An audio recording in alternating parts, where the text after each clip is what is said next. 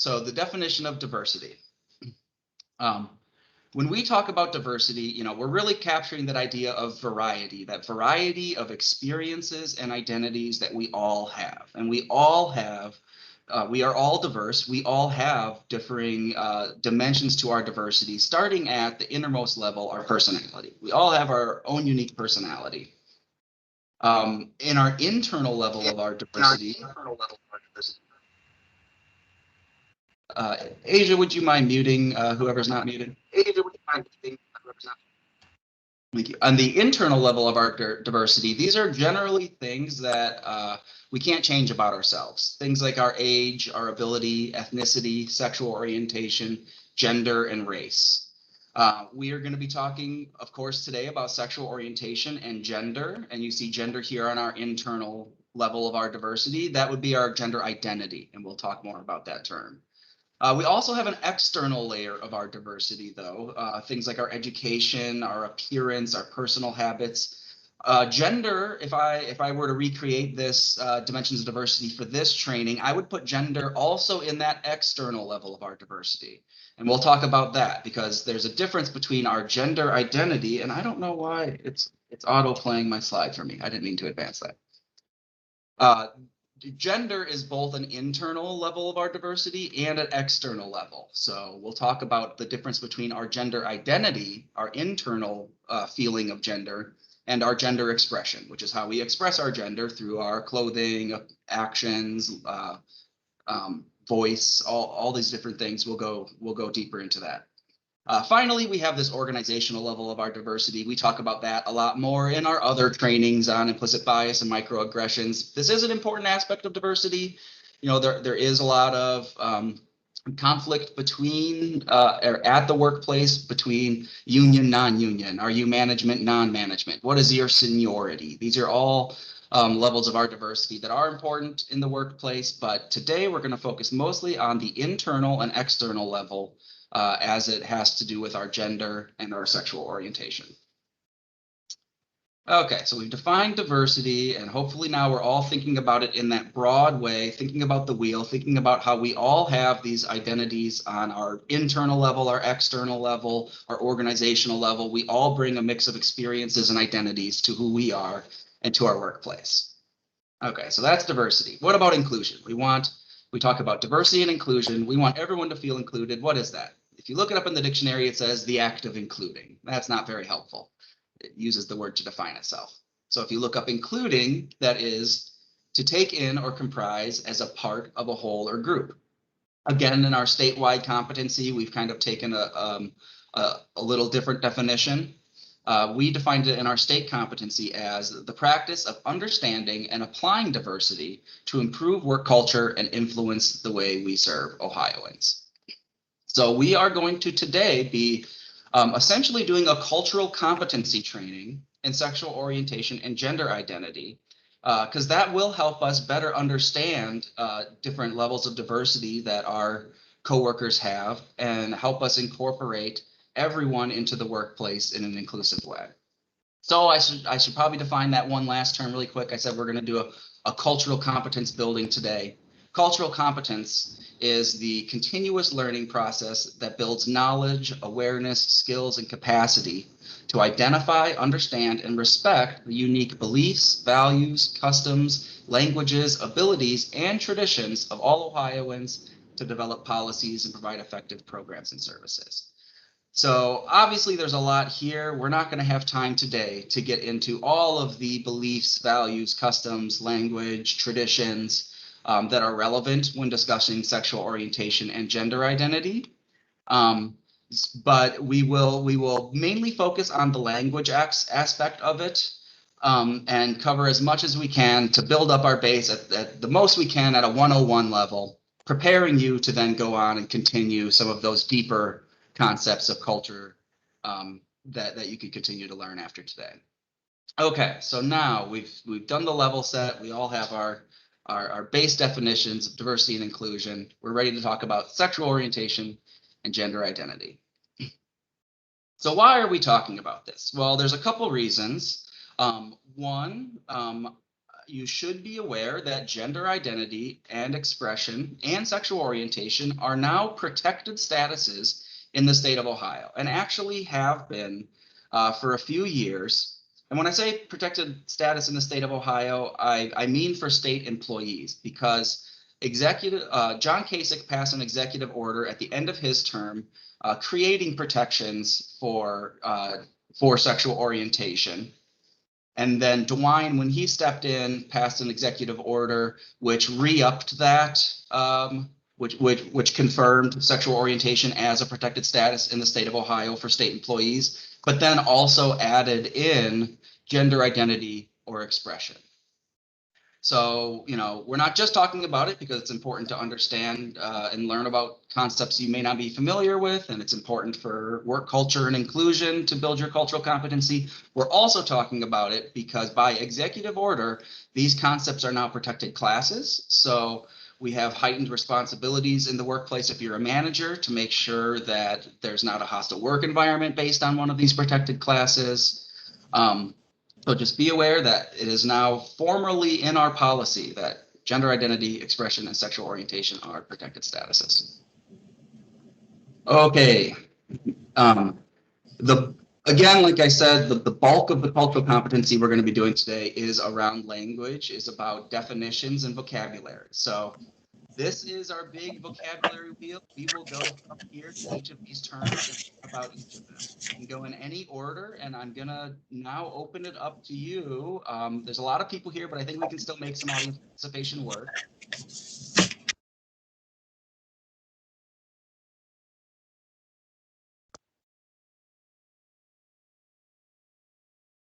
I keep getting muted somehow.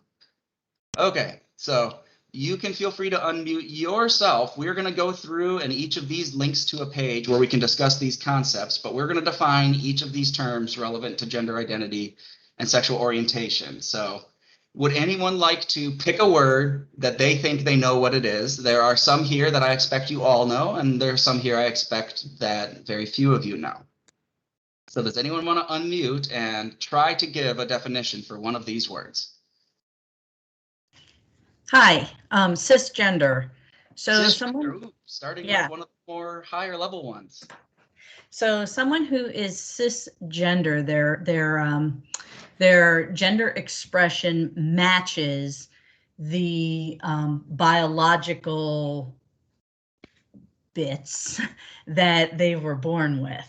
So it aligns. So if you were born biologically male or you were born an XY male, then you express yourself as an XY male in your gender expression. If you were born an XX female, then you express yourself also as a female based on what the traditional cultural norms are for those genders. Yes. Wonderful. Yes, that was exactly right, and it was said very well. So cisgender is a term for someone whose gender identity matches the sex that they were assigned at birth. Like Cara was saying, your gender, your expression of your gender, the clothes you wear, the gender role that you act out, it matches your sex assigned at birth, which is usually linked up with biology. We'll talk about that distinction in a little bit, but there's a difference between sex and gender. And when your gender does not match the sex that you were assigned at birth, that is when you are transgender. And cisgender is the opposite of that. So if your gender identity matches what you were assigned at birth, then you are, in fact, cisgender. This is a term that I want everyone to become very familiar with. This is a key term in gender identity. Most people are cisgender, and most people don't even know the word cisgender. So we have to understand and be comfortable with identifying I am a cisgender male. I am comfortable when I introduce myself to say, hey, I'm Jordan Harder. And I should have done this at the beginning. This is a gender identity and sexual orientation training. I should have introduced myself using my pronouns. So let's restart. I'm Jordan. I go by he, him pronouns. I'm a cisgender male. Cisgender, so whether you are cisgender or whatever your gender identity is, and cisgender is a gender identity, that is protected under our EEO policy under the gender identity or expression discrimination. So just know that cisgender would be a protected status now in the state of Ohio. So if you are identified male at birth, you have typical male sex organs. The doctors generally base their sex determination almost exclusively off your sexual organs. If you're identified male at birth by the doctor and you currently now identify as male, or your current gender identity and expression is masculine, then you are cisgender. If you were identified as female at birth and your current gender identity is feminine, then you are also cisgender. If you've never thought about gender before in your life, you're likely cisgender. It's kind of a privilege that cisgender people have, is gender is not a big part of our life because it's not, cisgender is accepted as the norm in society. Okay, so that is just cisgender, and we'll probably understand it better as we go into some of these other topics like gender expression and transgender, because cisgender is really just the opposite of transgender. All right, so thank you, very good. And we did one of the hard ones already. So who has another definition for me?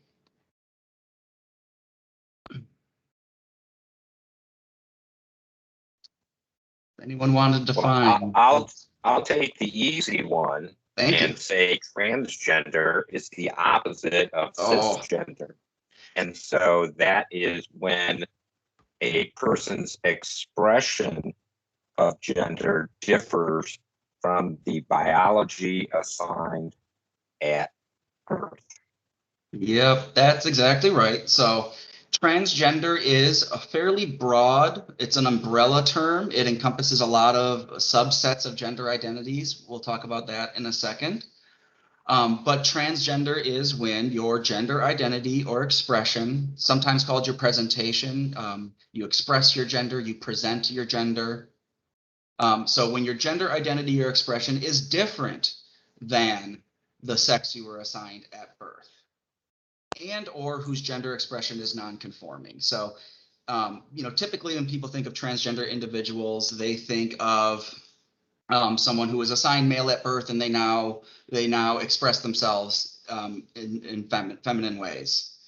But it could also just be gender non-conforming. You could be, well, I don't want to say the words because there are other definitions we're about to get to, but you could be non-binary, you could be androgynous. Those are other ways of being transgender. Any type of expression where your gender expression doesn't match the typical roles associated with the sex assigned to you at birth, then you fall within transgender umbrella category. Some transgender, yes? A quick question. Yep. If someone who is male at birth presents as female, are they a transgender male or are they a transgender female? That's a good question. So people choose their own labels, what they want to be called. To answer your question, though, that's a transgender woman.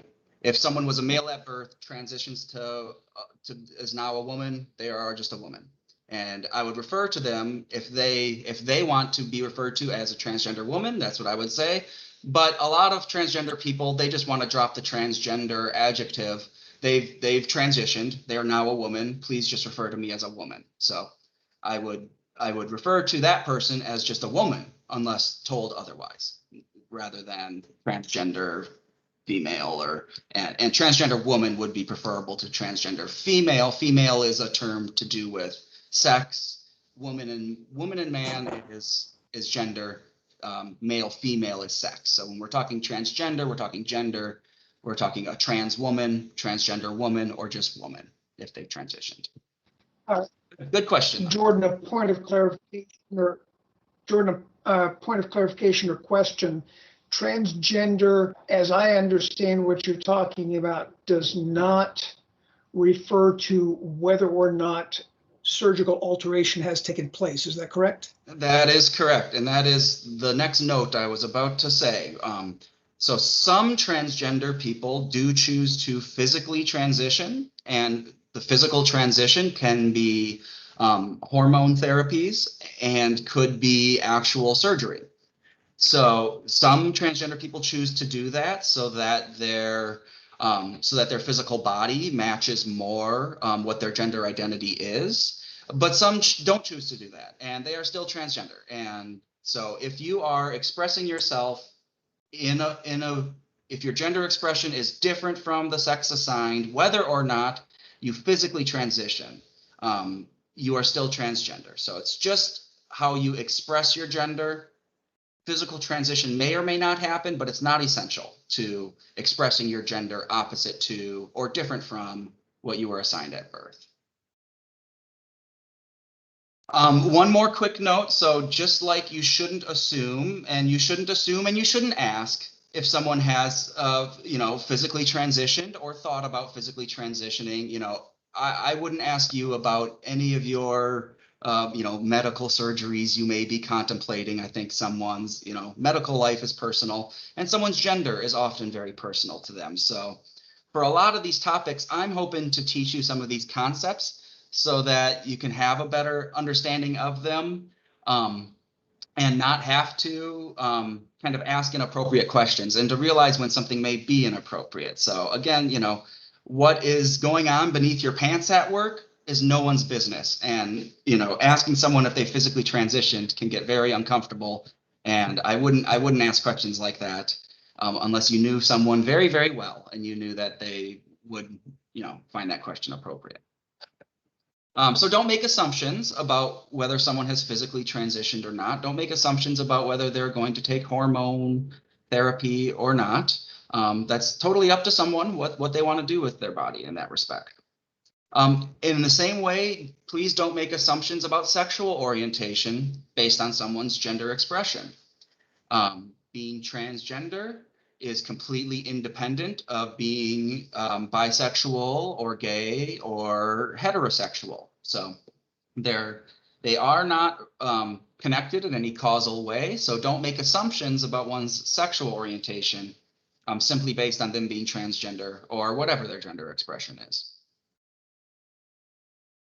And of course, if you're transgender, you would be covered under our policy under the gender identity or expression discrimination protected status.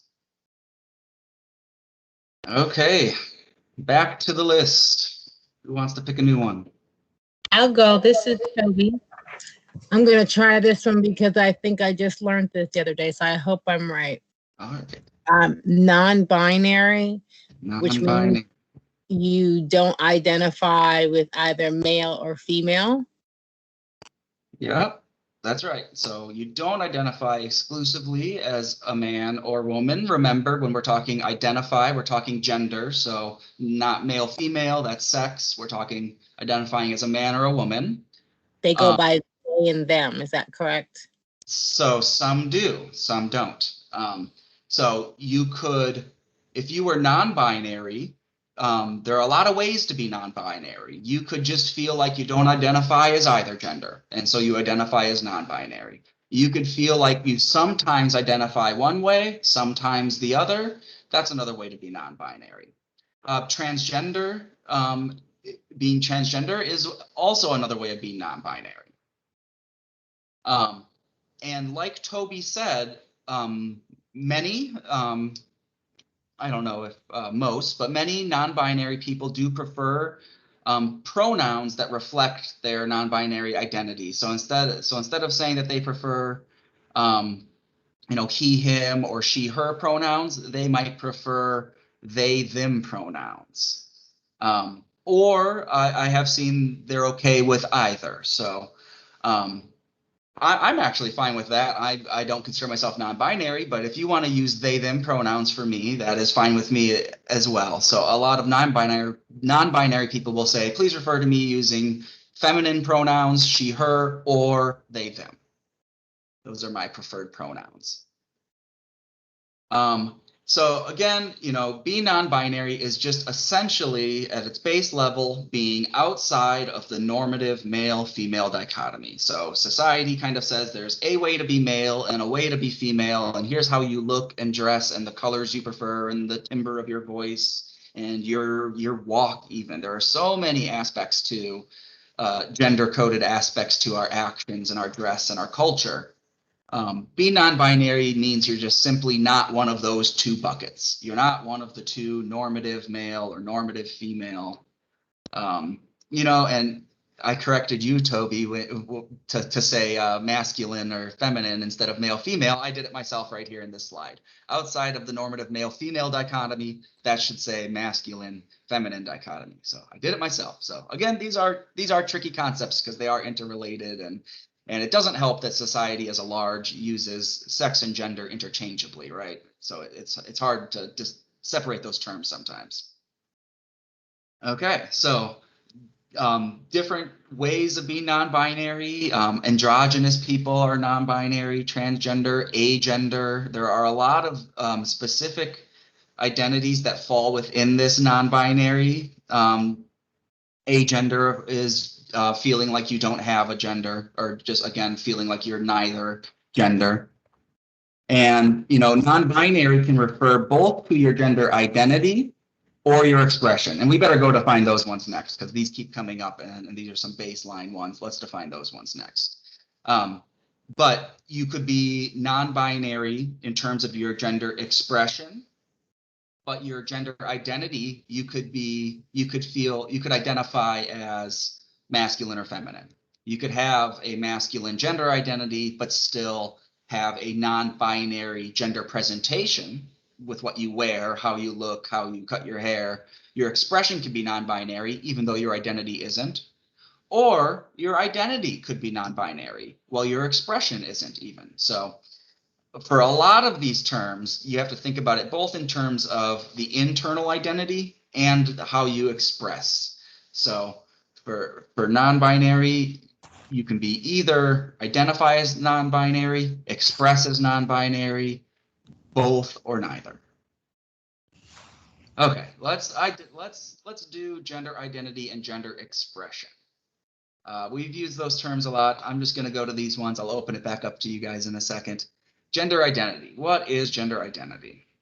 Gender identity is our innermost concept of ourself as masculine, feminine, a blend of both, or neither.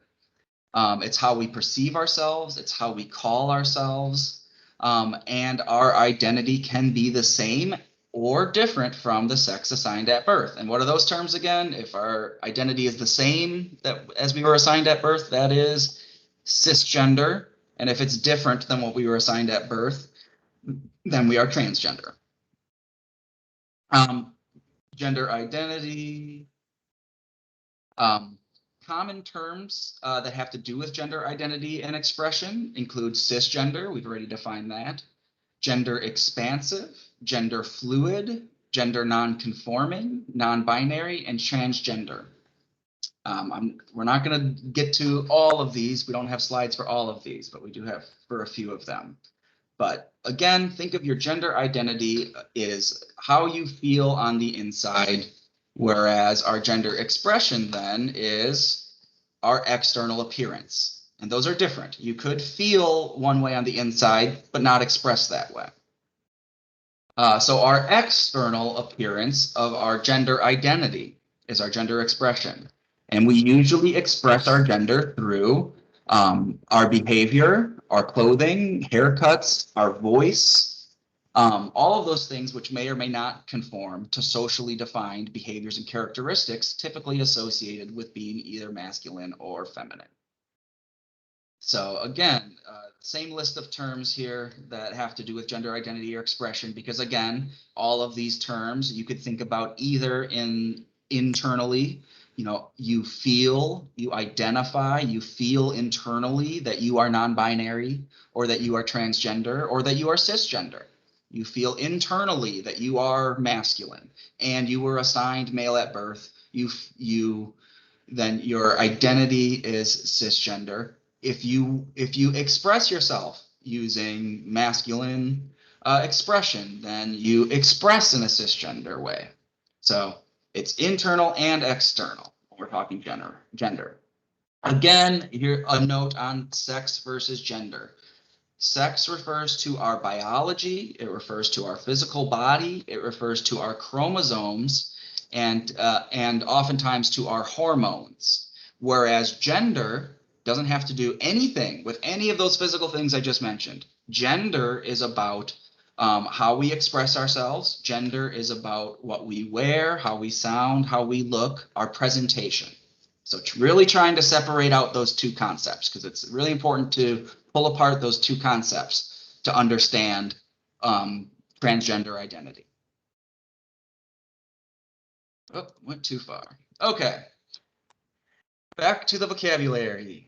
Opening it back up. Does anyone want to take a stab at one of the remaining? Hi, this is Kara again, she, her, hers. I'm going to look at queer. That is a reappropriated term for anybody who's in the LGBTQ community.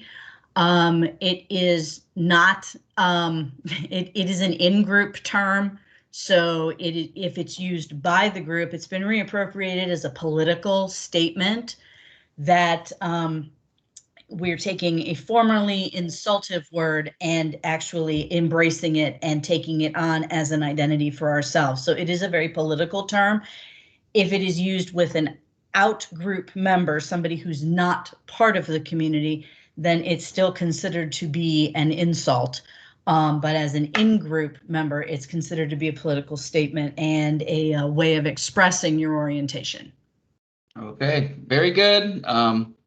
So that's some really crucial background information, and I was going to mention that if you didn't, Kara, I will talk about it a little bit more too.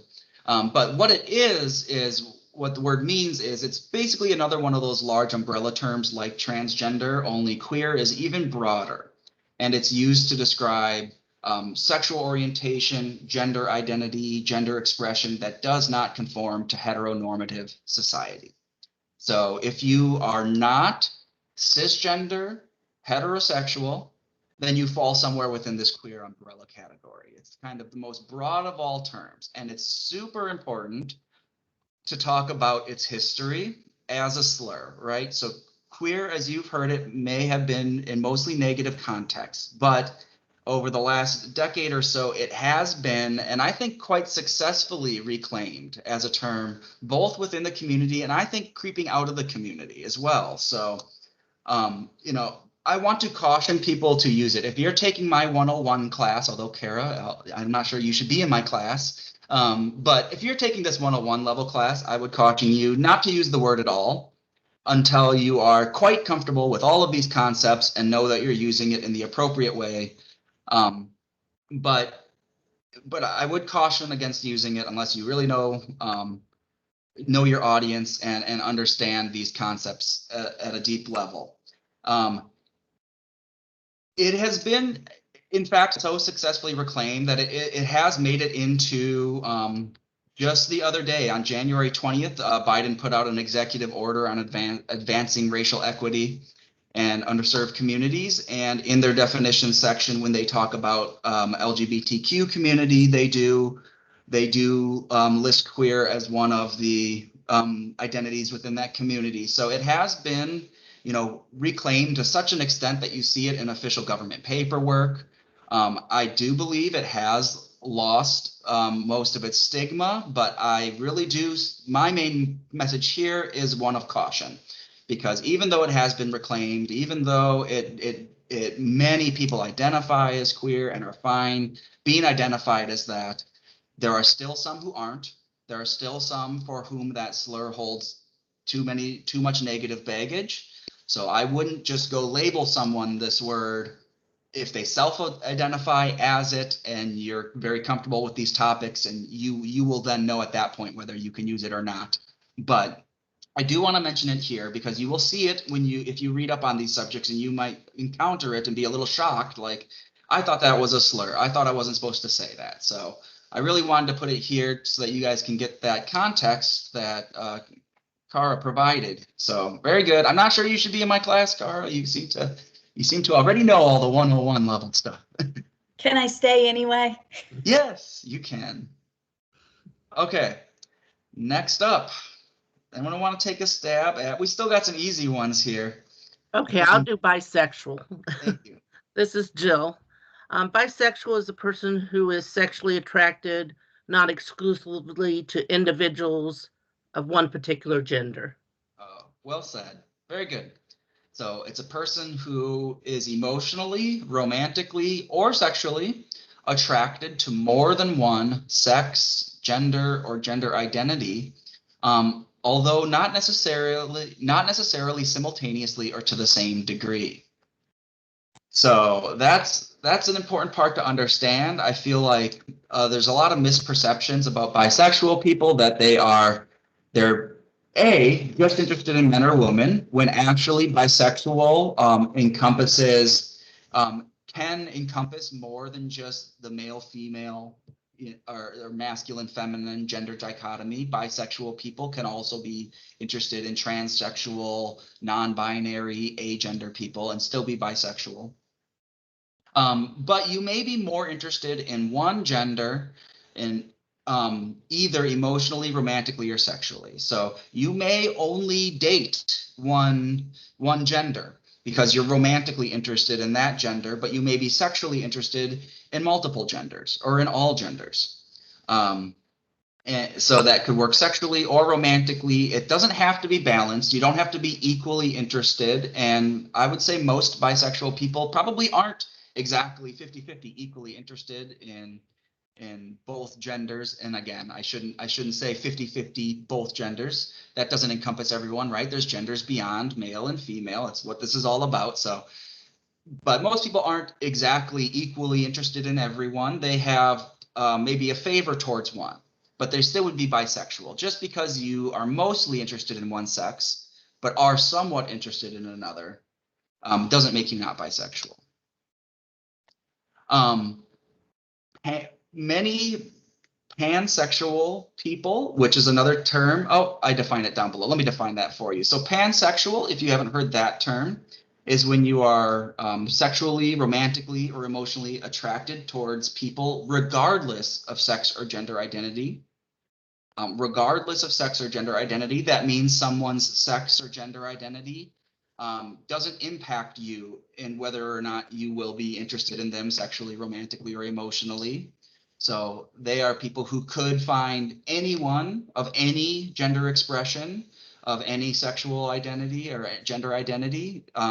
They could be interested in them. So that's pansexual. It's kind of the most broad sexual orientation. Many pansexual people. Jordan.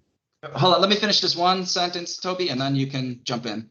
Okay. Many pansexual people refer to themselves as bisexual. So if someone says, I'm bisexual, you may not know whether they're pansexual or whether they are bisexual in the sense that they are only interested in traditionally masculine or feminine. So pansexual people expand their interests beyond the gender binary. So do a lot of bisexual people, but they don't always use the word pansexual. It's a bit of a confusing, I may be butchering this a little bit. I may be adding to confusion here. Is that being clear? Is that clear? That many pansexual people just go by bisexual when they in fact are pansexual, but not all bisexual people are actually pansexual. Is that clear? Toby, your question? Well, that's why I was quiet, because it's not clear to me, but I guess that doesn't like what you said earlier, what happens under someone's pants is none of my business, but I was just trying to understand for clarity, what's the difference between pansexual and bisexual? Like, I just don't understand it, but yeah. You don't have to go into no in-depth class for me just to understand it. I was just like, I don't get it, but okay. No, I want people to understand it. They're very similar. And the problem is that a lot of people who use the word bisexual are actually pansexual. And again, pansexual is when you don't care about sex or gender at all when it comes to your interests. You don't take into account someone's gender when you're feeling attracted to them. It just doesn't come into play. So you could be interested in anyone, the most broadest sexual orientation. That's pansexual.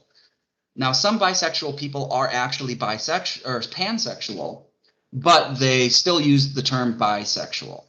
And it's just a little confusing that these terms mean very similar things, and oftentimes people use them interchangeably. But bisexual, how some people use it, could refer to a more narrow, just being interested in male, female. I'm not interested in non-binary or androgynous people. I don't have anything against them. I'm just only interested in either masculine or feminine. I'm not into androgynous people. You could be bisexual, and that could be your sexual orientation. If you're pansexual, though, that's not the case. You would not be taking into account, oh, you're non-binary, I'm not interested. If you're pansexual, then you are, in theory, interested in anyone. Now, of course, you're not just attracted to everyone. People still have personalities that you may like or not like, right? Hey, George, Just like if you're heterosexual, you may not be interested in everyone of the opposite sex. It just means who you may potentially be interested in.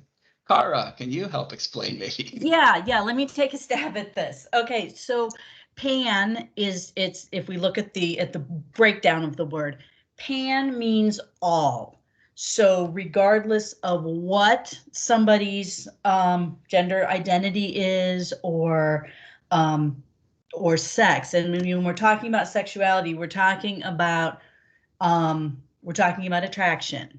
So you could also be pan-romantic, which means that you have romantic attraction to everyone, but not sexually attracted. So that's probably a 102 class. So I'll keep the R side out of it.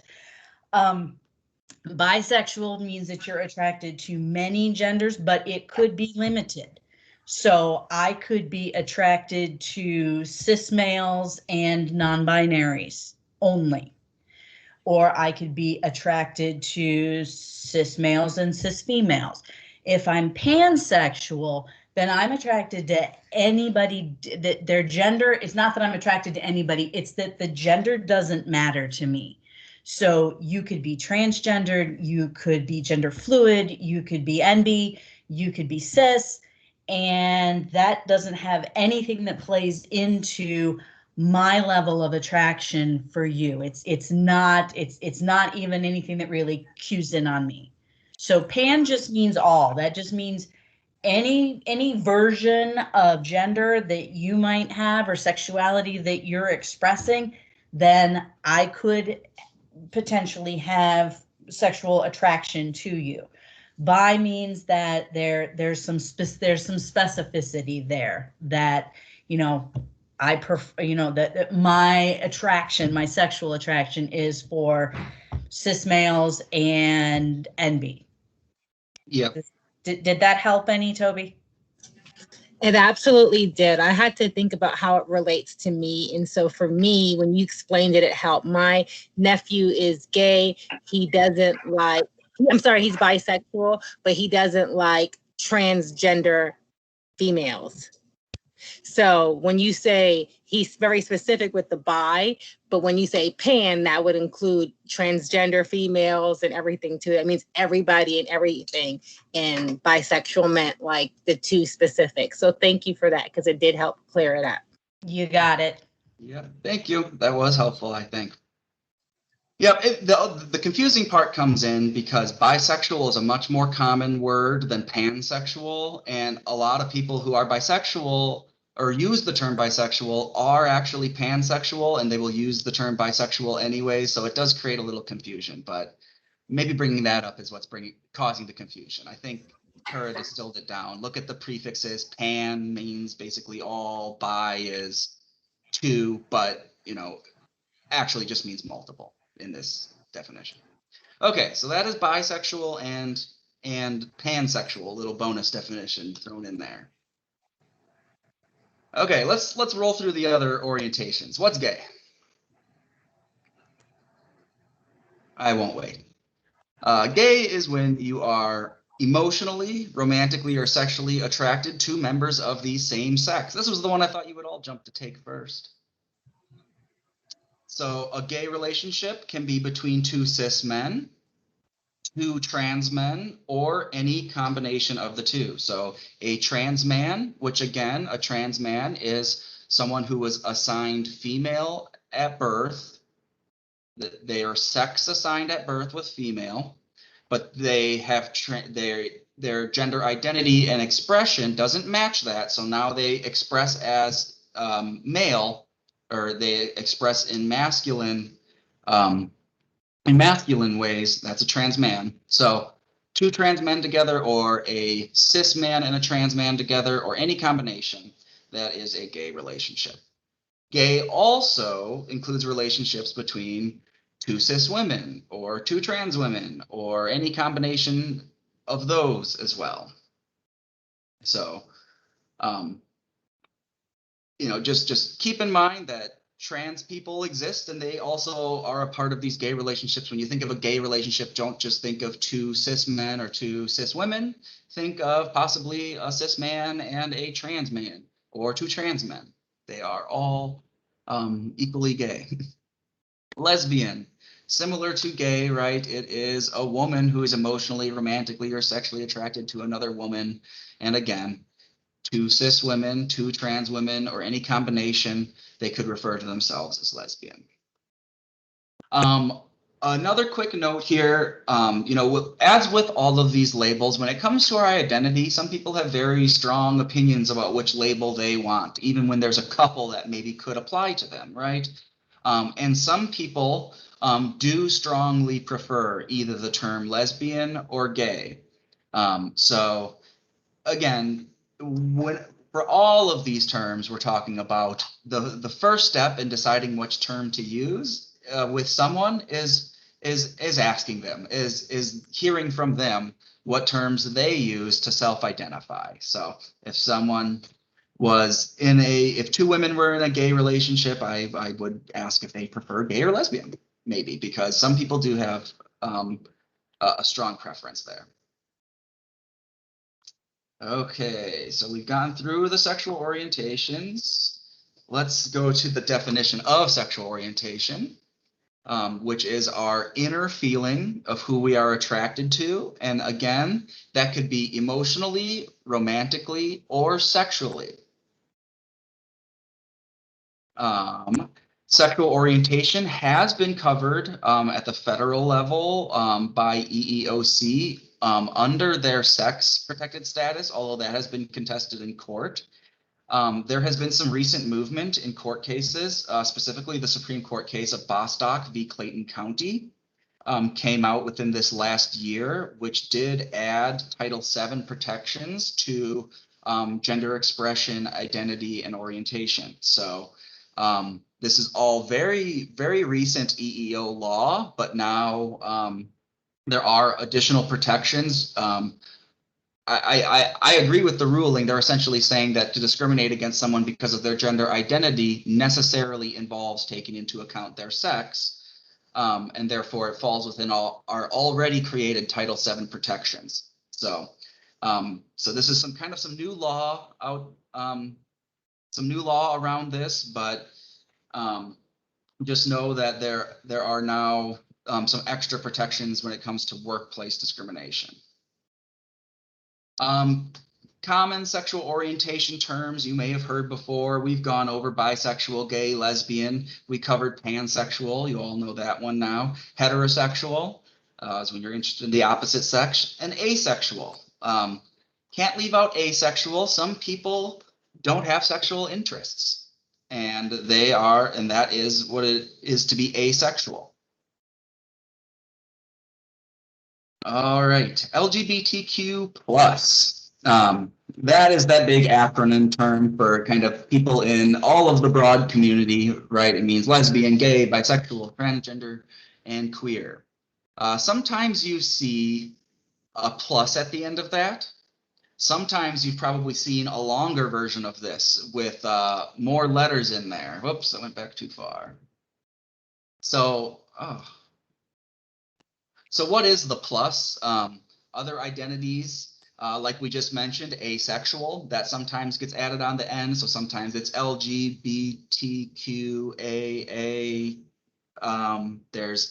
There's asexual, agender, questioning. Sometimes ally gets thrown in there as part of the acronym. But you all know it. You typically see it as just LGBTQ, and the Q on the end of that, the queer, again, is the most broad bucket. So all of the plus and really all the LGB and T is included by the Q itself. But that's what the plus is about. There's a number of identities that we're not going to get to today that go into the full list of the acronym. But in order to save time, people just abbreviate it down to LGBTQ. Okay, does anyone know what androgynous is or what it means to be an ally?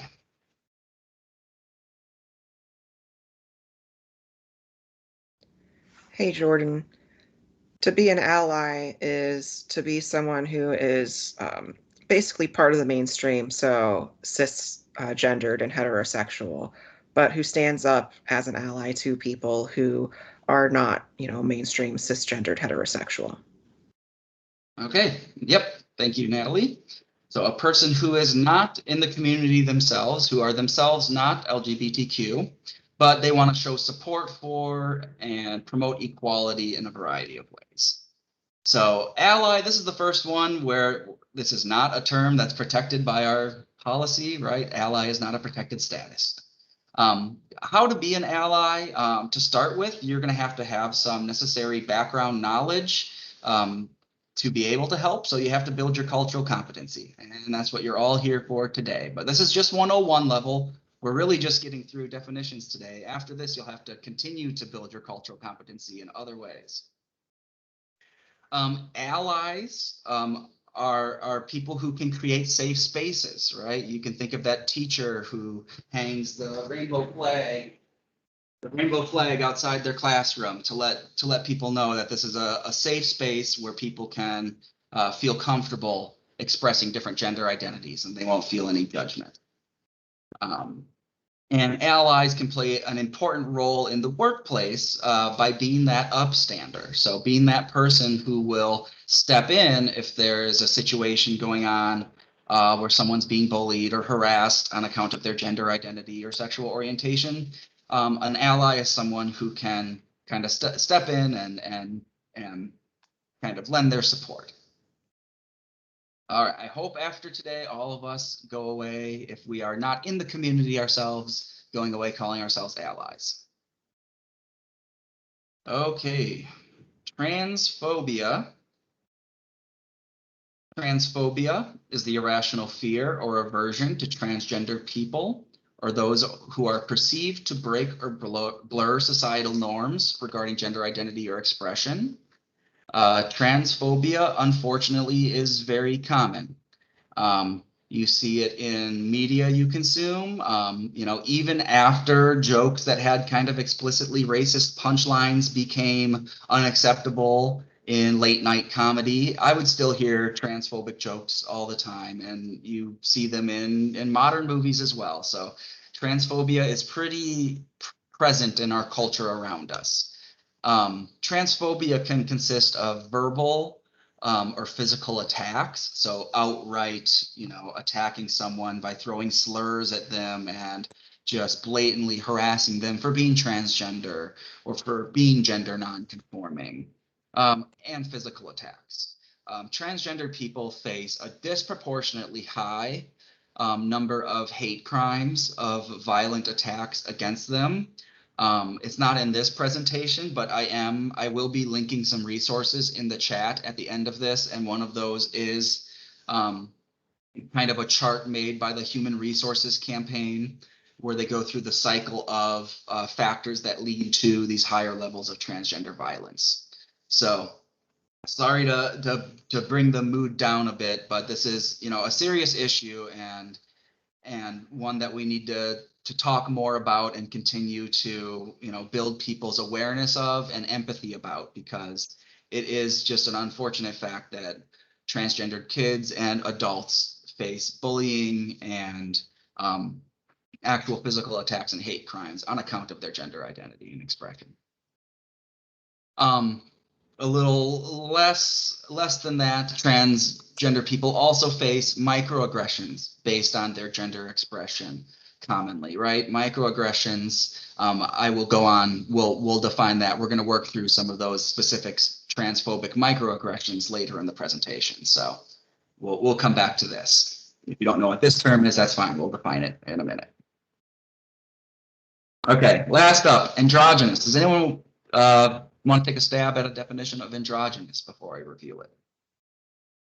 I believe androgynous means the person was born with both sex, gender, genitalia, and usually a doctor or the parents will pick a gender for the person and surgically create that gender.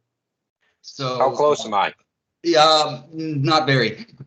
Because you're very close to the definition of a different word, intersex. You are describing intersex, which is when you are born with, features of multiple genders. And then, like you said, it is typically the case that doctors will surgically alter the baby to make them more conform to one sex presentation.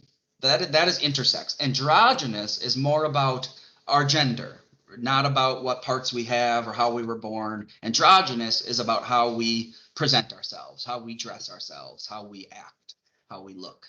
So androgynous is identifying or presenting as neither distinguishably male or masculine or feminine. So kind of similar to non-binary. Androgynous people fall within that non-binary bubble, but not all non-binary people are androgynous. One way of being non-binary is that you're transgender.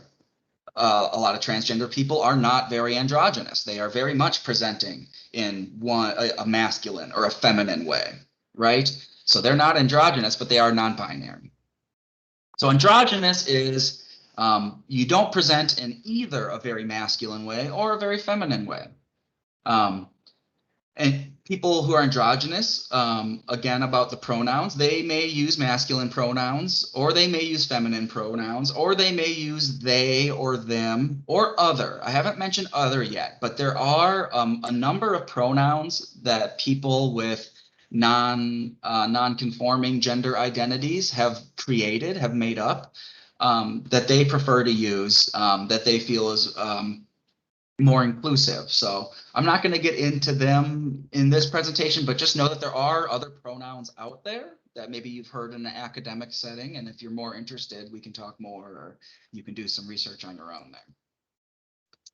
there. Here's some famous androgynous people in media. Tilda Swinton, David Bowie. I forget, I thought I took them down in my notes, but I forgot to write down the names of all of these actors. But these are famous actors, 3 of them still working today, who identify, most of them using they, them pronouns, and refer to themselves as either non-binary or androgynous. So that is androgynous. Hey, Jordan. Yes. This is Kara. I just want to throw in, just because you had mentioned some famous people, that drag queens and drag kings, it's a job. Most people who participate in drag, which is performing as the opposite gender, actually don't identify as transgender. It's completely different. So a lot of times people will make this, put out there that RuPaul is transgender, and RuPaul is definitely not transgender. He identifies as a gay male, but being a female impersonator or a drag queen is his job. So that's a huge thing to not make the assumption that just because you happen to see a man presenting as a female and doing female impersonating, it does not mean that they're transgender necessarily, and typically not. That is just a job, and that's just how they perform their art. Yep, that's a very good note. Right. Dressing as the opposite gender does not make you transgender. And most people who are performatively doing drag are not transgender. They are just dressing up in the opposite gender. Their gender identity, their gender expression is still whatever they were before they went out and drag. So thank you, good note, and a question probably on people's mind because drag has become much more popular in the culture at wide. Okay, so we've gone through the definitions. This slide here is just to give us a chance to kind of pause and take it all in and put all of these concepts together in one place. So think about it. Think about yourself here instead of this unicorn. This is the gender unicorn put out by the Trans Student Educational Resources. I like it because it helps you kind of think about, okay, so I am a cisgender, so that means here's my sex assigned at birth. There's no slides. Oh.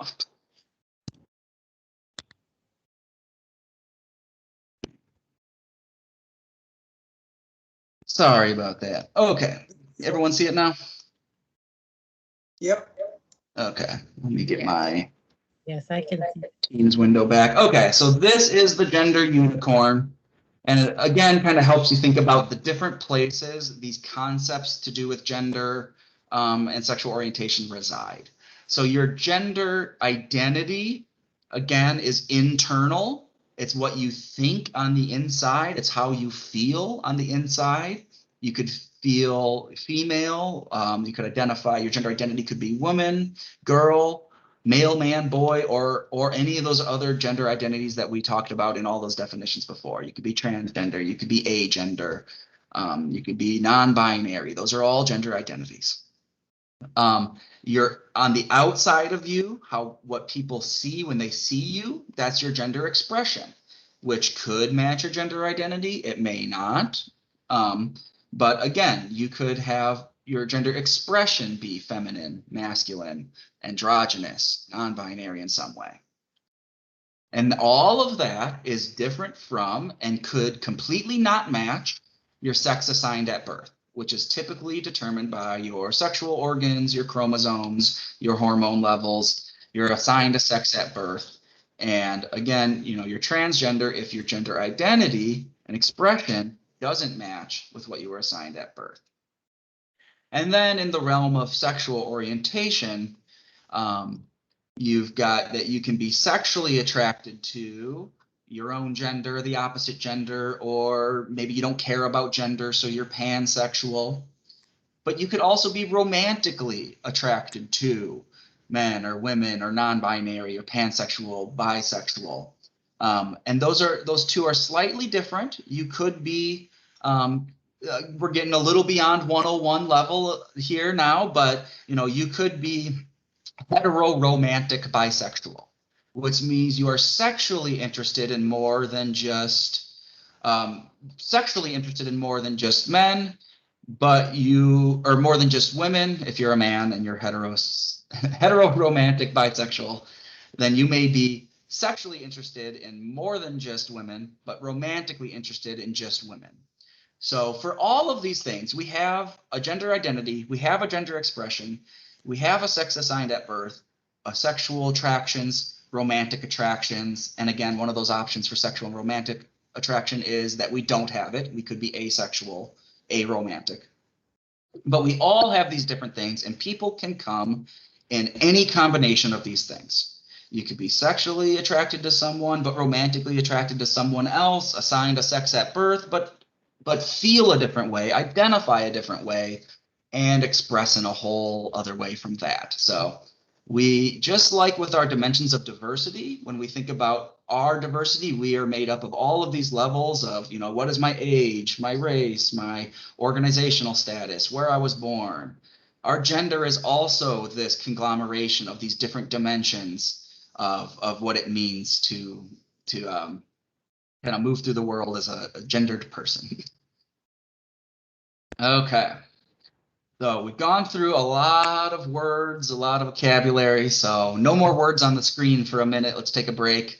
Let's talk about symbols, right? So part of cultural competency building is building your knowledge and familiarity with some symbols that you might see around you out in the world, but not even know meant something or not know the meaning of. So here are some common symbols that you've probably seen before. You've seen the rainbow flag that represents the LGBTQ community.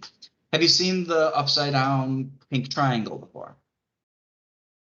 No, This is another one of those reclaimed symbols. This has a very nasty past. It was actually used by Nazis to mark individuals as LGBTQ, right? This has been reclaimed, and now you see this outside bars sometimes, or in pamphlets, or in posters, or at gay pride parades. You may see it. So they essentially mean the same thing now. They are just symbols of the community. All of those gender identities, all of those gender expressions all have their own symbols too. There's flags associated with them. Here's the flag for bisexuality, intersex, non-binary, and transgender. Maybe less of you have seen these before, maybe.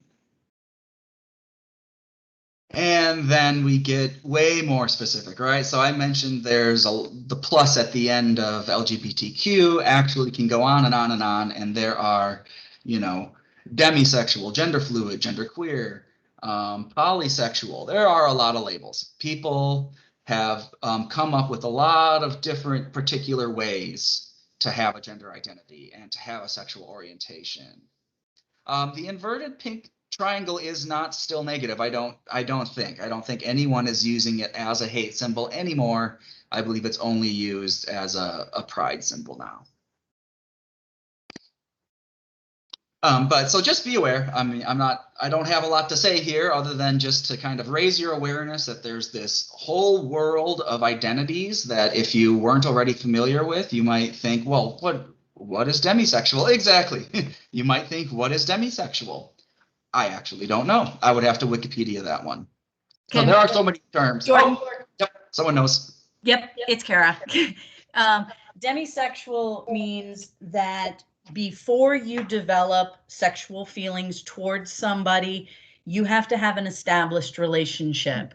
So it's I have to be friends with somebody and develop a relationship or feel like I've developed a relationship with them on an intellectual level or on a romantic level before I can become sexually attracted to them. Thank you. Thank you. All right. So beyond having flags, you know, a lot of these terms and identities also have symbology associated with them before. Some of these you may have seen.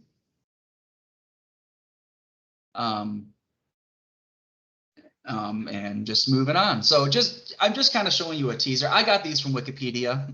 They have pages on the different gender identities. So I'm just showing you that, you know, after this training, you've gotten your 101 level definitions.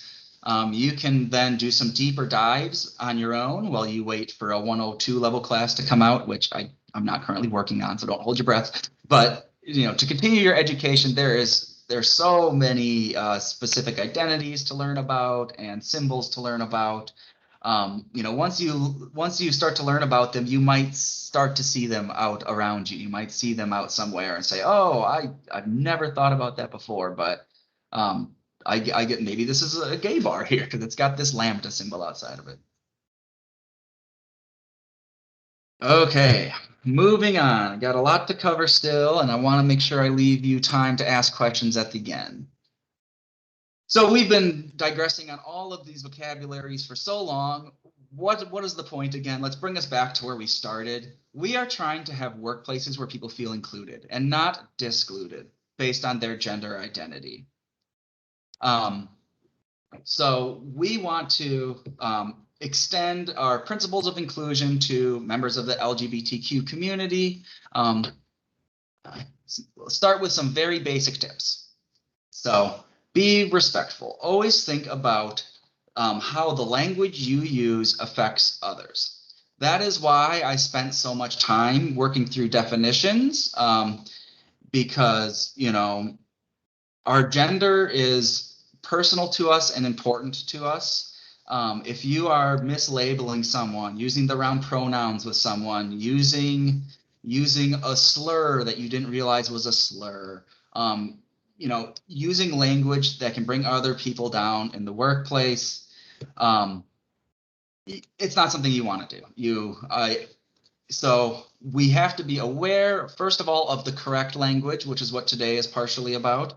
But also I want you to, commit to the idea of changing language. So I know it took me a long time to work on expunging certain words from my vocabulary. I grew up using the word gay in a derogatory way. All my friends at school did it, and the shows I watched did it, and I never thought about it until I became a bit older and realized that I was using homophobic language. I was using that in a hurtful way.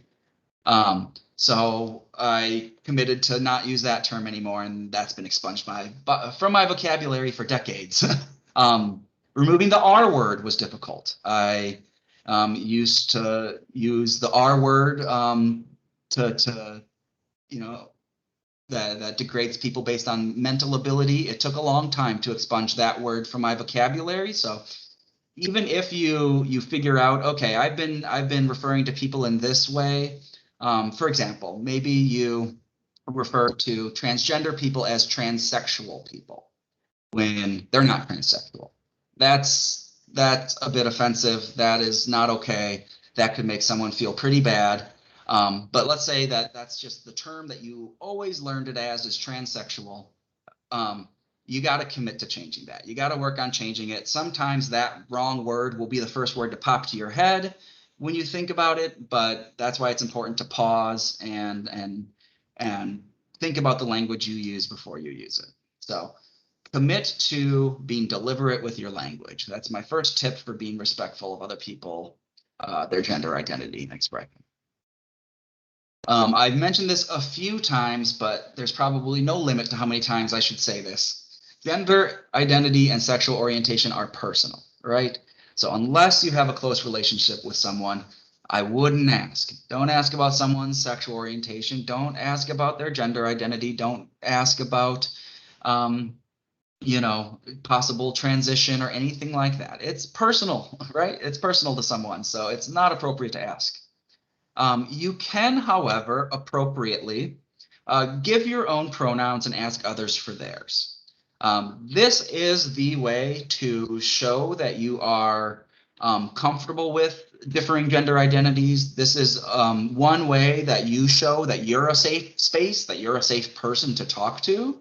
By giving your pronouns at the beginning of an interaction, it lets them know that they're safe to give their pronouns. And if their pronouns aren't what most people might expect by looking at them, maybe their gender expression is non-conforming, or maybe they're androgynous. Giving your pronouns at the beginning of a conversation lets them know that you will not purposefully misgender them, that you will not purposefully degrade them based on their gender expression. Okay, so before we keep going to more content specific to sexual orientation and gender identity, I want to hash out this idea of a microaggression, because again, when we're talking about the workplace and work culture and how people interact at work, we're mostly talking about microaggressions. We don't, I mentioned that trans people face violent physical attacks and hate crimes. When we're talking about our workplace, though, we're usually talking about just the much more common everyday slights and snubs that are microaggressions. So I'm going to quickly define microaggressions generally, and then we're going to go to some specific microaggressions that trans people face. So a microaggression is a comment or action that subtly and often unconsciously or unintentionally expresses a prejudiced attitudes towards a member of a marginalized group. Microaggressions, as I said, are everyday occurrences. Microaggressions happen all the time in all of our workplaces. They are verbal, nonverbal, and environmental. So a verbal microaggression would be saying something to someone that has some stereotype built into it, for example. A nonverbal microaggression could be touching someone's hair. That can be a microaggression. People of color face oftentimes. Someone comes up and touches their hair and says, "Oh, like, can I?" Without asking if I can touch it, they just come up and touch it. Environmental. Think about symbols you see, statues you see, That pink triangle before it was reclaimed, right? That was a hate symbol. If you saw that in your environment, that would be an environmental microaggression. You know, all the controversy about sports teams' names. You know, having an offensive mascot as your sports team, that could be an environmental microaggression. And again, a microaggression is a slight, a snub, or an insult, and it can be done either intentionally or unintentionally. And it is important to pause here. You know, most of the time when people say microaggressions to one another, they're not intending to offend someone. They're not intending to put them down or stereotyping them. Our microaggressions are oftentimes unconscious and unintentional. So microaggressions can still be a microaggression. You could still say something that stereotypes someone, even if it wasn't intentional. It still has that impact. It's still important to talk about. Microaggressions communicate a hostile, derogatory, or negative message, and that message is based on someone's membership in a marginalized group. So this is what a microaggression is. So either verbal or nonverbal, a slight, a put down, a snub, and it's based on someone's identity. If you've been through some of our other microaggression trainings, you may have seen this slide before, kind of, again, just getting at the concept of what a microaggression is. Here are some verbal microaggressions that someone could say. Where are you from? Where were you born? You speak good English. Or asking someone to teach them words in their native language. What is the message that someone might hear from those comments? They're getting this overarching message that they're different, that they're othered, that they're not an American, that they're a foreigner, that they don't belong, that it's somehow remarkable that they do speak good English.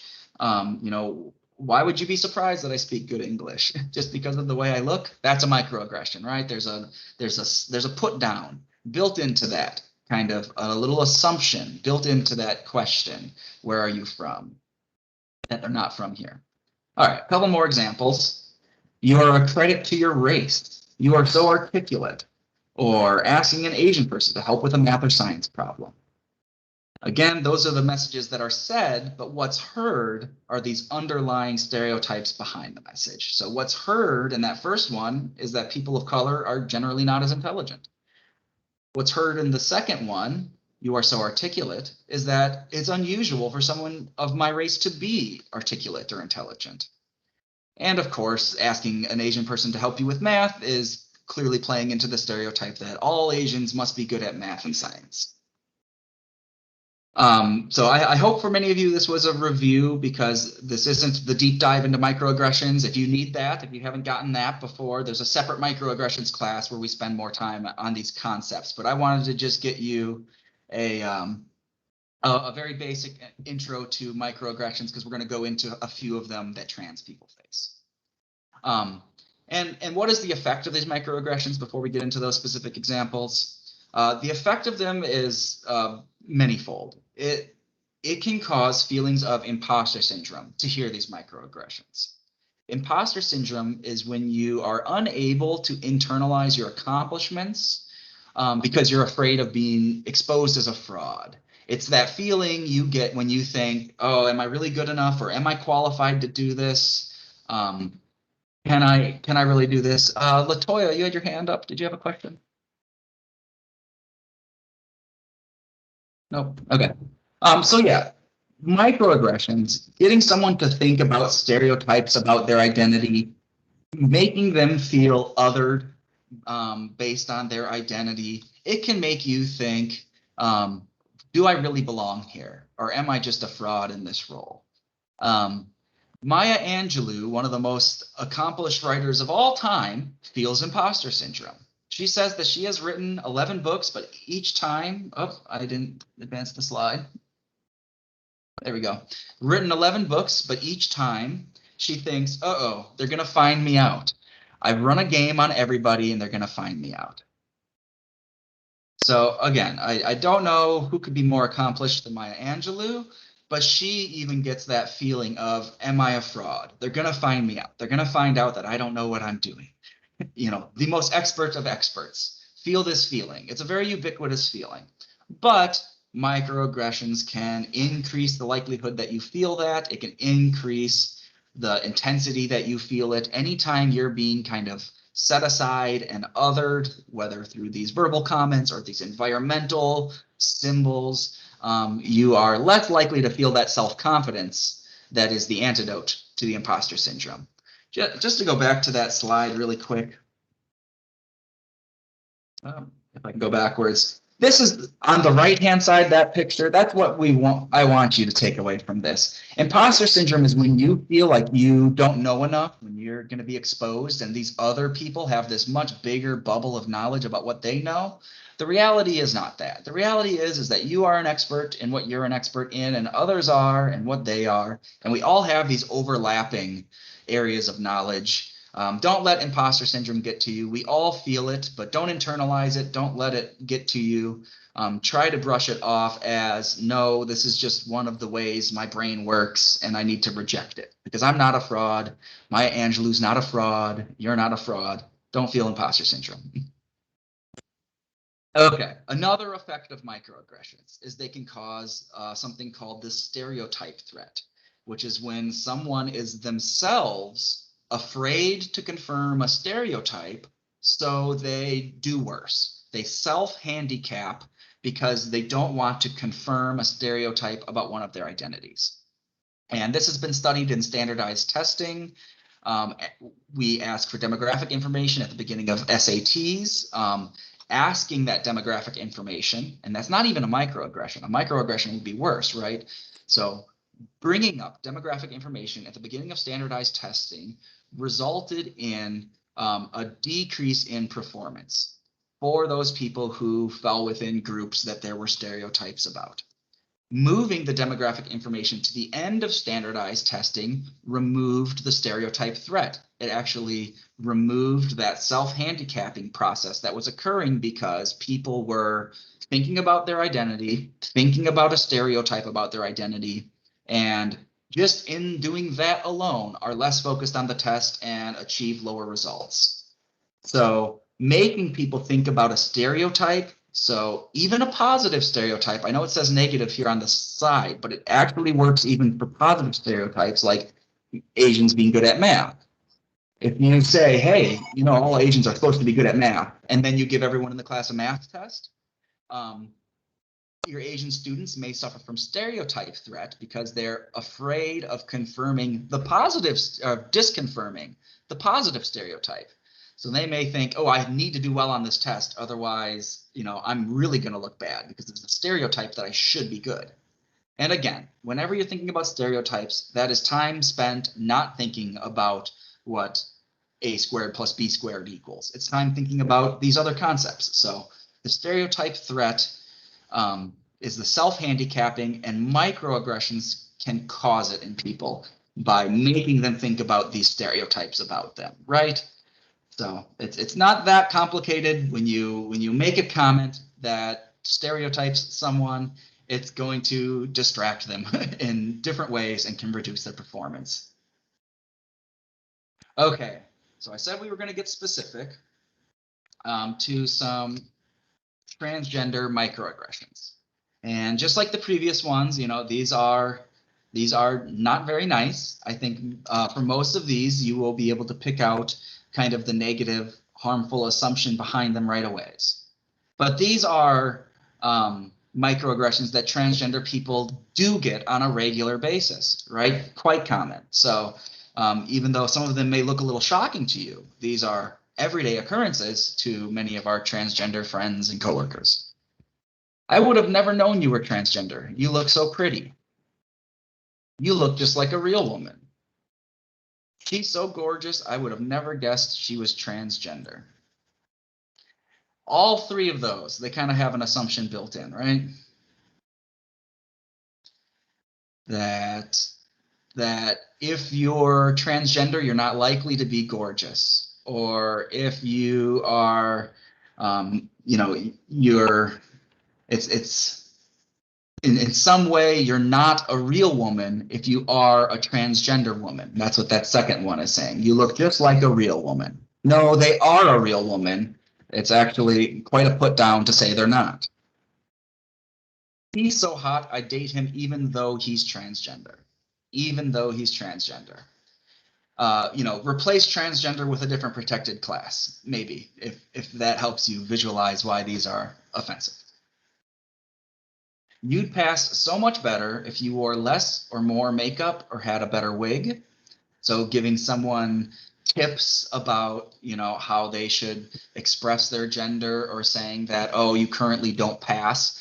Pass is a term when talking about gender identity. Passing is when you are transgender, but your gender expression generally matches with societal norms to an extent where people don't realize, looking at you, that you are transgender.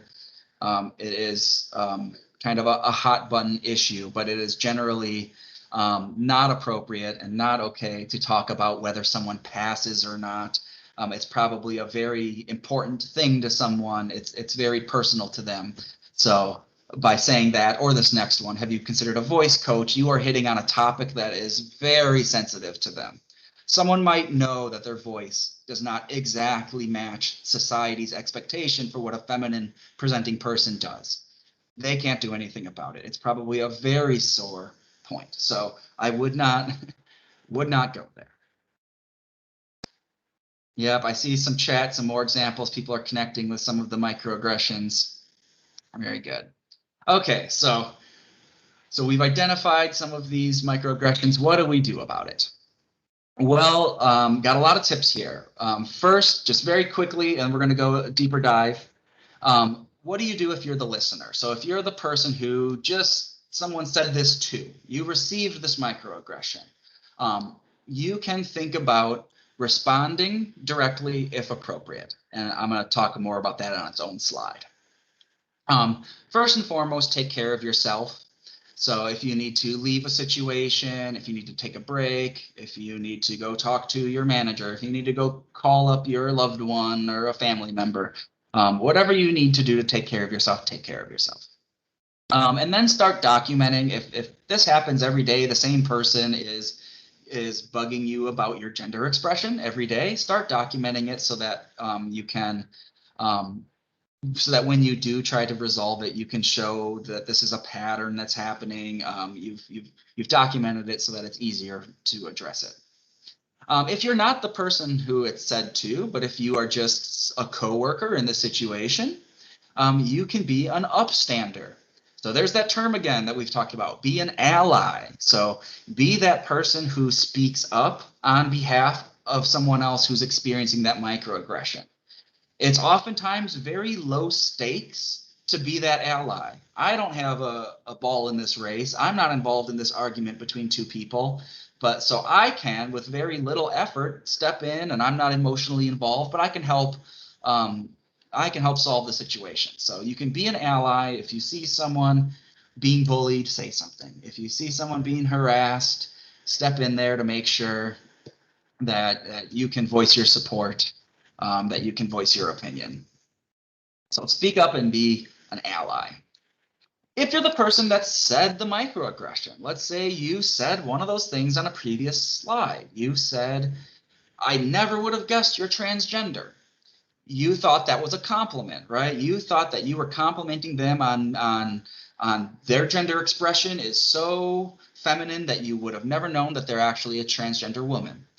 You think that's a compliment, but really, again, it's a microaggression.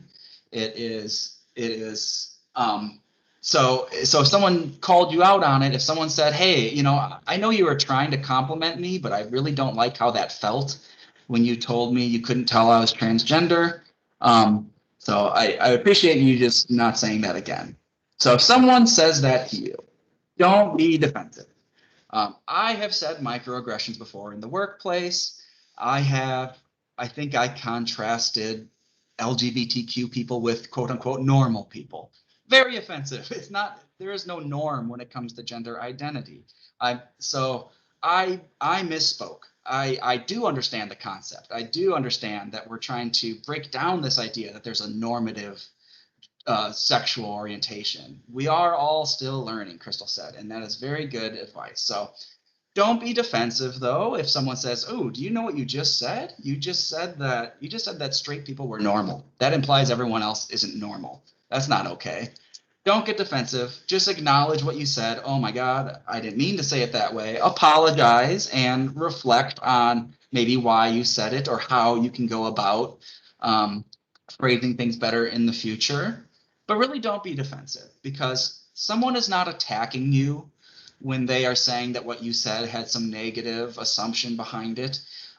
Really, I think they are showing a level of respect to you by telling you that what you said offended them. Because I think that they are showing that they respect that you're someone who cares. They are showing that they are not assuming you're trying to be offensive. They're assuming your heart's in the right place.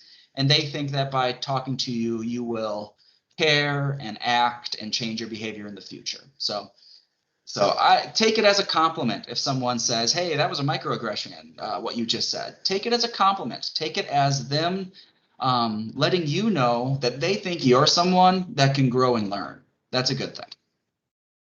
Okay, so specifically, I said we would get a little bit more in detail. So if you are that listener, you are the person who experienced the microaggression, you decided you do want to respond, there are some things to think about. First, consider what you want to happen. Consider your goals and your outcomes in responding. So you might have to think about who this person is. Is this your coworker that you interact with every day? Is this a client that you interact with once a year? Or is this a stranger that you'll never see again? So you might have different outcomes by having this conversation, depending on who that person is, and you might have different goals considering if you are going to have a future relationship with this person. What is the hierarchy relationships here? There's a lot to think about before choosing to act. But let's say you do want to address it. So I want to say something. They said something yesterday. It's still eating at me today. I really want to talk to them about it. Please go into that conversation assuming positive intent. So remember, microaggressions could be intentional or unintentional. Try to assume that what happened was unintentional. Now, obviously, if it's egregious enough, if it's blatant enough, we're probably not even talking about a microaggression anymore. We're talking about a macro assault or something like that. So if we're talking about a microaggression, though, assume positive intent. Assume that what they said, that they didn't mean it with the negative connotation, that they just maybe are unaware of the correct phrasing or weren't thinking about it very deeply or just reacted out of their implicit bias, like a gut reaction. They just said it. So assume that their explicit beliefs, assume that they don't have any negative intent. It'll help the conversation. And then, how you go about addressing it can be different for different people. There is no one way to do it. I would recommend asking questions and listening. So asking, what did you mean by that? Asking, you could kind of do the Socratic method a little bit and tease out, what is the hidden assumption behind that? You said, you complimented me for being articulate. Well, why did you do that? Like, why would you assume I wouldn't be? You could ask questions to try to get at what they were thinking, or you can just kind of directly state how you feel. And this is the method I would go. Just say, that comment made me feel uncomfortable, or that comment made me feel like you assume that all transgender people are X. That comment made me feel like, that you're kind of erasing my history. Those are a different form of microaggressions. So you can just kind of assert how that made you feel. And then they will respond, right? So you've decided what you want to do. You're going to either ask questions to tease out what they meant, or maybe you're just going to self-assert. I felt bad. Here's why. Some people use humor, a little kind of joke about it. I didn't put that up here on the slide because You know, I think for a lot of people, these are serious topics, and it's harder to communicate that this is a serious thing to you if you are being kind of joking about it. So I wouldn't go there first, but some people, that's just their personality, and that is where they'll go. So you've addressed it, and now they respond. They may respond very positively, right? I hope they do, because again, most people, I don't think, are acting out of malice. Most people, when they make a microaggression, it stems from ignorance or it stems from an implicit bias. It doesn't stem from an active kind of bias they have, an active belief they have. So many people will respond apologetically and not realize that what they said was offensive. So it may go very well, and I think that addressing microaggressions is important to reduce them, and I don't want you to be afraid to try to do it because they may react poorly. Now, they may react poorly. That's the second half of this. So if someone reacts poorly, if someone is getting very defensive, if someone immediately jumps to like, oh, so you're calling me a racist and I don't know what, like if they get very aggressive and defensive, then you're kind of back at the beginning of this slide. You're going to consider your goals and outcomes again. You're going to consider, okay, do I continue this? I stated what I wanted to say. I said why I felt uncomfortable. They are not taking it well. They are not going to learn from this. This is not going well. I consider my goals and my outcomes. Possible outcomes of this is just continued conflict. Maybe I'm not quite assuming as much positive intent anymore. At that point, you have to consider whether you want to start with addressing it again. And you may choose not to. You may say, hey, I said what I wanted to say. I said why I felt uncomfortable. I asserted myself. That was my goal. So maybe at the beginning of this, you decided your goal was just to express how you feel. So maybe you accomplished it, even if they reacted poorly. And it may be best to just call it quits there. Or you could consider that you do want to try to have this conversation again, maybe try a different tack. But you're kind of back in the cycle if they don't react well. But I do want you to think about all those things, and really that first one is consider your goals and outcomes before you begin talking. You know, center yourself, make sure you're in a calm place before having this conversation. I wouldn't have the conversation, you know, immediately if you are very ramped up. I would wait until you're a little more calmed down. Okay, so that's for tips to address a microaggression if you experience a microaggression. This slide are tips for everyone now about how to avoid ever doing a microaggression in the first place. And again, we are not going to be successful. Everyone on this call, you will do a microaggression at some point in the future. I will continue to do them at some point in the future because they are common and everyday and hard to avoid because they slip out sometimes when you're tired and your implicit bias is working. They will slip out. But how do we try to lessen them? How do we try to avoid them? Start by identifying your own biases.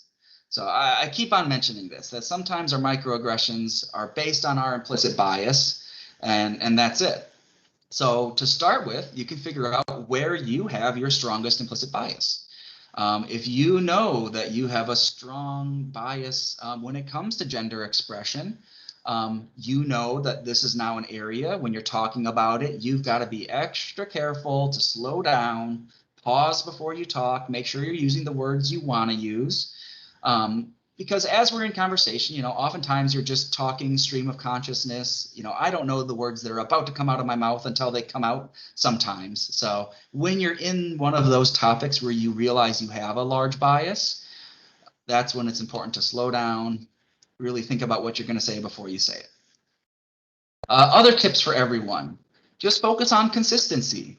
You don't have to worry about anything else. If you are providing the exact same service and interactions to everyone, regardless of their identity, if you really focus on consistency as itself a goal, you will be less likely to act on a bias. You'll be less likely to do a microaggression if you really make consistency amongst people one of your values. Other tips for everyone, continue to build your cultural competency. So there were phrases on that symbol slide and on the flag slide that even I didn't know. So I should go on and continue building my cultural competency. We really only brushed the surface of 101 level concepts today. So there's a lot more. You know, YouTube is a great resource. Wikipedia is a great resource. There's also, you know, academic resources. There's the Women and Gender Study, whole academic profession, and authors to follow up on. So if you want to go more academic into it, follow up with me, and I recommend some resources. But to start with, just very easy. Do some Googling, do some Wikipediaing, learn some more words you didn't know before, some more identities you didn't know before. Okay, be mindful of your actions. So again, especially when you're in an area where you have a bias, where you know you have a bias, be mindful of what you're doing, trying to be in the moment and aware of what you're about to say before you say it, and about how your actions affect others. So maybe you want to take a class in emotional intelligence or body language, reading body language, right? You can get information from someone just based on how they're reacting to you. So our nonverbal actions could also be microaggressions. You could intimidate someone with your by standing too close to them or something. So be mindful of your actions, not just your words, but also how people are responding to you and your physical self. And finally, for everyone, continue to develop skills that can help you in this area. So our office's other trainings around privilege, implicit bias, around cultural competency can all help, but also our sister offices trainings, the talent development trainings on DISC and emotional intelligence. All of those skills really help us in our interpersonal communication. And when we're talking about microaggressions and having conversations about them, all of those skills will come in useful because these are difficult conversations to have. All right, really quick, I'll go fast through this one because I know we are running low on time and I want to leave a chance for questions. Tips for managers. Remember that as a manager, you are responsible for your work environment. You have a heightened level of authority. How do you reduce microaggressions in the workplace? Start by making sure your staff knows that you are open. You are open to listening about what's going on in the workplace. If someone comes to you saying that this is happening, you have to be able to acknowledge that microaggressions do happen and are happening. It's you're not doing your due diligence as a manager if you are brushing issues under the rug and kind of keeping your head in the sand and trying not to be aware of what's going on. These microaggressions are going on. They are going on in your workplace. So acknowledging that reality and then committing to addressing the behavior. So if something has been brought to your attention, you having conversations with the employees involved, bring HR involved, maybe you have to get your EEO officer involved, but in some way, shape, or form, commit to addressing the behavior. Okay. Real quick, to sum it all up, why does all this matter in the first place? First and foremost, everyone deserves to be treated with respect, right? It's the right thing to do, that we treat everyone with respect. Just as a reminder, I mentioned this right at the very beginning, but our state and agency EEO policies protect against discrimination and harassment, and gender identity, expression, and sexual orientation are protected statuses now. So it matters because it's the right thing to do. We want happy and healthier workplaces, and because it is also in our EEO policy through executive order that these are protected statuses. Okay. We want the best people to be able to provide the best services for the state of Ohio. If we don't have a work environment that is inclusive of our LGBTQ employees and applicants, we're going to be missing out on valuable talent. Likewise, on the retention side, if we have an unhealthy work environment that's toxic to someone based on their gender expression or identity, we won't be retaining the talent that we spent resources to recruit. If someone feels like they are not in an inclusive work environment, they're not going to stay. They're going to spend more time away from their desk. They're going to be calling off. They're going to be doing anything they can to avoid being harassed one more day. So we need to make sure our work cultures are inclusive of everyone, including LGBTQ employees, because it's the right thing, because it's in our policy, and because our entire workplace structure of how we get and keep our employees revolves around them feeling included. Okay. And you know, I mentioned all these reasons we're talking about this. There's one last reason why we're talking about it is a little darker again, but some statistics. 2/3 of LGBTQ Americans have reported discrimination in their personal life and at work. And all of these stats I'm about to show you come from the Human Rights Campaign. They did a big study, I believe, in 2018 and published it. I can get you that if you want, but I'll be linking to a little bit of it in the chat at the end. 2/3 of LGBTQ Americans have reported discrimination in their personal life and at work. That's a lot. 30% of transgender employees report having been fired, denied a promotion, or experiencing some other form of mistreatment in the workplace. And these are forms of discrimination. So 30% of transgender employees report experiencing discrimination based on their gender expression and identity. The unemployment rate is 3 times higher among transgender people than among the general population. I'm going to kind of go backwards on these ones. 68% of transgender people say that none of their IDs accurately reflects both their name and gender. So 68% of transgender people, they don't have an ID that shows their gender identity on it. It has the wrong one. It has their assigned gender, not what they actually identify with.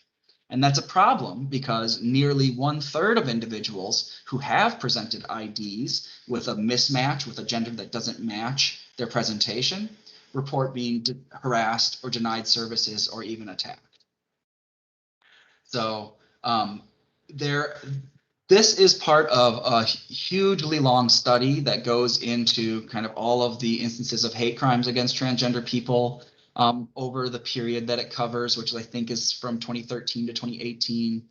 But these stats are very real, and they're, you know, it is a reality that transgender people face disproportionate discrimination, violence, and struggles just going through their everyday life.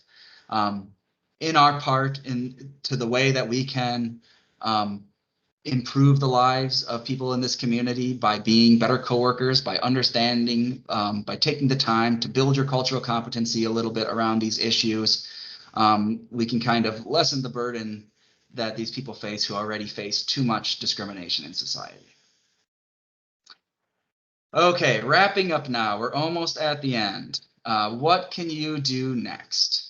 Continue your education, continue to learn more, go to Wikipedia. I've already talked about that enough. Continue your cultural competency. Attend more trainings. I've already pitched that a lot.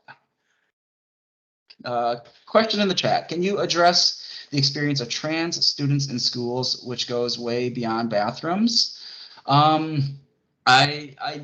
Not exactly. I'm not an expert in kind of the school setting and youth as much. Also, we're running low on time, but generally speaking, bathrooms, I could have mentioned that is an issue that comes up a lot.